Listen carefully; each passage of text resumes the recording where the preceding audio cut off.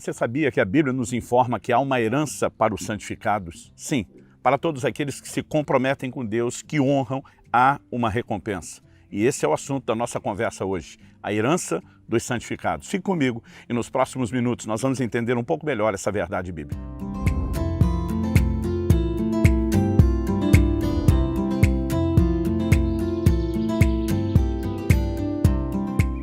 Estou hoje em Macapá, no Bioparque da Amazônia, passando para trazer mais uma palavra ao seu coração.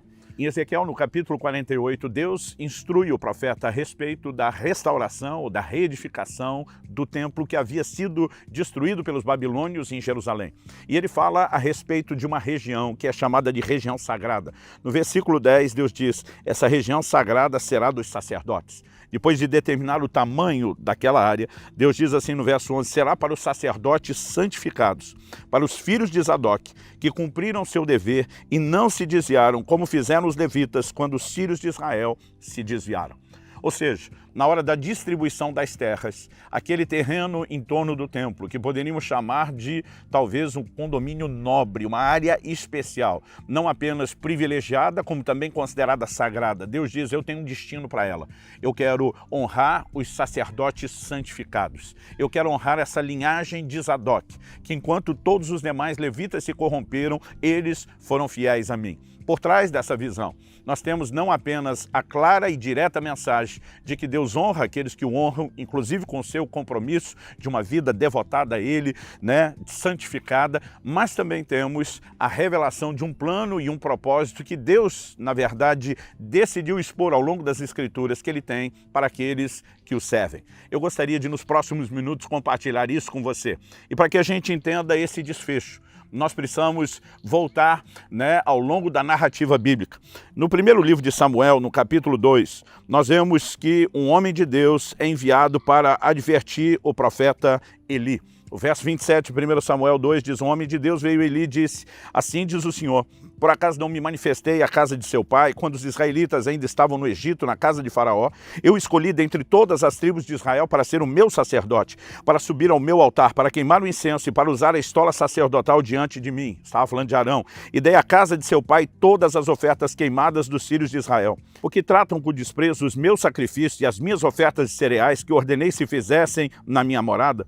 E você, porque honra os seus filhos mais do que a mim, para que você e eles engordem com as melhores partes de todas as ofertas do meu povo de Israel. Portanto, o Senhor, o Deus de Israel, diz, na verdade eu prometi que a sua casa e a casa de seu pai andariam diante de mim para sempre. Mas agora o Senhor diz, longe de mim tal coisa, porque honrarei aqueles que me honram, porém desprezarei os que me desprezam. Eis que vem dias em que acabarei com o seu poder e o poder da casa de seu pai, para que ninguém em sua casa chegue a ficar velho. Você verá a aflição da morada de Deus, juntamente com o bem que farei a Israel, mas ninguém da sua casa chegará à velhice. O homem, porém, da sua linhagem, a que eu não afastar do meu altar, será poupado apenas para lhe consumir os olhos e lhe entristecer a alma, e todos os descendentes da sua casa morrerão na flor da idade. E o que vier a acontecer com seus dois filhos, Ofni e Finéias, será um sinal para você. Ambos morrerão no mesmo dia. Então, suscitarei para mim um sacerdote fiel. Essa frase sacerdote fiel é muito importante. Suscitarei para mim um sacerdote fiel que fará segundo o que eu tenho no coração e na mente. Eu lhe edificarei uma casa estável e ele andará diante do meu ungido para sempre. E todo aquele que restar da sua casa virá inclinar-se diante dele para obter uma moeda de prata e um bocado de pão. E dirá, peço que você me dê um dos cargos sacerdotais para que eu tenha um pedaço de pão para comer. Bom, Deus anuncia uma palavra de juízo contra Eli, porque Eli havia se corrompido. Embora a Bíblia não destaque os seus pecados, mostra que os seus filhos se prostituíam, roubavam ofertas no templo e ele não os repreendeu. E Deus o acusa de ter honrado mais aos seus filhos do que a ele próprio. E Deus diz, eu honro os que me honram, mas os que me desprezam, eu desprezarei. E Deus estava dizendo, tanto você, ao honrar mais seus filhos do que a mim, me desonrou, como seus filhos a escolherem o pecado e me desonrarem, também o fizeram, e eu vou desonrar vocês, eu vou desprezar vocês. Deus estava anunciando, eu eu vou arrancar toda a sua linhagem do ministério. Ainda que tenha feito uma promessa ao seu ancestral, né, Arão, de uma linhagem ministerial de você para baixo, eu vou arrancar o braço da casa de seu pai. E essa palavra de juízo começa a se cumprir imediatamente. No capítulo 4, nós vemos o sinal dos dois filhos de Eli, Ofni e Finéias, morrendo no mesmo dia, a arca de Deus é tomada, né? Eli, com o choque da notícia, cai da cadeira, quebra o pescoço, ele também morre, né? Uma das suas noras, com a notícia da morte do marido, entra em trabalho de parto, ao dar à luz, ela também morre, e a morte se instala na forma de juízo em toda a família. Mas não parou ali. Quando olhamos para a narrativa bíblica, nós percebemos que esse juízo se estende. Em 1 Samuel, no capítulo 22, dos versos 16 a 23, nós vemos, né, que Saul manda executar uma cidade sacerdotal inteira, que era a cidade de Nobe. Ali estava toda a linhagem de Eli. E todos os sacerdotes, mais de 80 homens que vestiam a estola sacerdotal, foram mortos. A Bíblia diz que um único sobrevivente escapou, Abiatar. Abiatar, durante os dias de Davi, serve no sacerdócio junto com outro sacerdote chamado Zadok. Até que quando Davi finalmente morre e Salomão assume o trono, a Bíblia diz que Salomão expulsou Abiatar do sacerdócio. E o texto diz assim, para que se cumprisse a palavra que o Senhor havia dito a Eli. Quando o último da linhagem de Eli foi, né, removido do ministério, a Bíblia diz, agora está se cumprindo. Quando Eli e os seus filhos morreram, a palavra estava se cumprindo. Quando Nobe, a cidade sacerdotal, foi executada, a palavra estava se cumprindo. Mas ela se completa quando o último foi expulso. Mas Deus tinha dito que antes do último ser removido, ele levantaria um sacerdote fiel, ele edificaria uma casa estável. E que, enquanto ainda houvesse alguém da linhagem de Eli, antes de Deus exterminá-la do ministério, ele iria, na verdade, se humilhar diante desse outro sacerdote fiel, pedindo por sustento. Então, o que nós precisamos entender é que o sacerdote fiel é levantado antes de Abiatar ser expulso. Quem é ele? Zadok, com quem Abiatar havia servido. À medida que os anos se passam, nós vemos que a linhagem de Zadok, ela se mostra fiel e consagrada a Deus. E o texto que nós lemos de Ezequiel 48:11 nos mostra Deus dizendo, eu vou honrar a linhagem de Zadok. Quando a Bíblia fala de uma casa estável, está falando de continuidade, né? Ou seja, não apenas Zadok foi fiel a Deus nos seus dias, mas ele conseguiu transferir, vamos dizer, uma espécie de DNA de compromisso de tal maneira que todas as próximas gerações se conservaram também fiéis ao Senhor, a ponto de serem honradas depois por Deus. Interessante que o significado do nome Zadok é justo, alguém que realmente se posicionou diante de Deus. Mas para que a gente entenda o lugar que Zadok tem nessa história, também precisamos voltar na história bíblica, lá em Números 25. Quando os filhos de Israel começaram a se prostituir, né, com as mulheres dos midianitas, a palavra de Deus nos mostra que isso aconteceu por conselho de Balaão.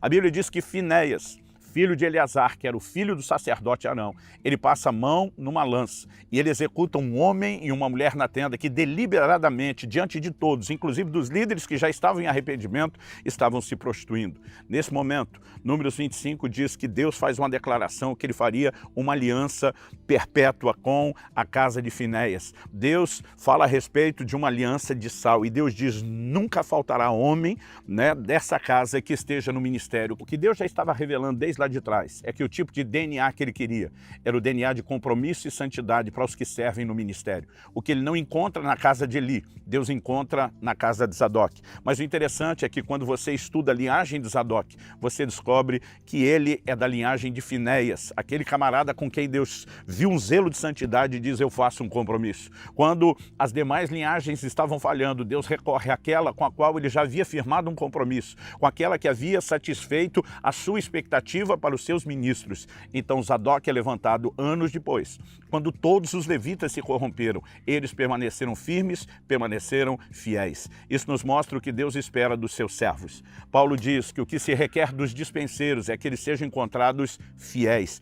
Todos aqueles que vão servir a Deus, Deus espera deles fidelidade. Quando o sumo sacerdote Arão foi levantado por Deus, na indumentária, na roupa que ele usava, havia uma coroa que Deus chama de coroa de santidade, uma placa de ouro com a inscrição, santidade ao Senhor. Porque Deus estava dizendo, é isso que eu espero dos meus ministros, é isso que os outros devem esperar. E precisamos entender que quando atendemos o seu plano e o seu propósito e honramos, ele, como diz em 1 Samuel 2,30, honra aqueles que o honram. E quando ele estava dizendo, eu tenho uma herança para os santificados, essa herança nunca se limitou somente a um pedaço de terra, somente a uma herança material. Em Ezequiel, no capítulo 44, nós lemos a partir do 10 até o 14, Deus dizendo, os levitas, porém, que se afastaram de mim quando Israel se desviou, que se desviaram de mim para ir atrás dos seus ídolos, levarão sobre si a sua iniquidade. A NVI traduziu assim, sofrerão as consequências da iniquidade.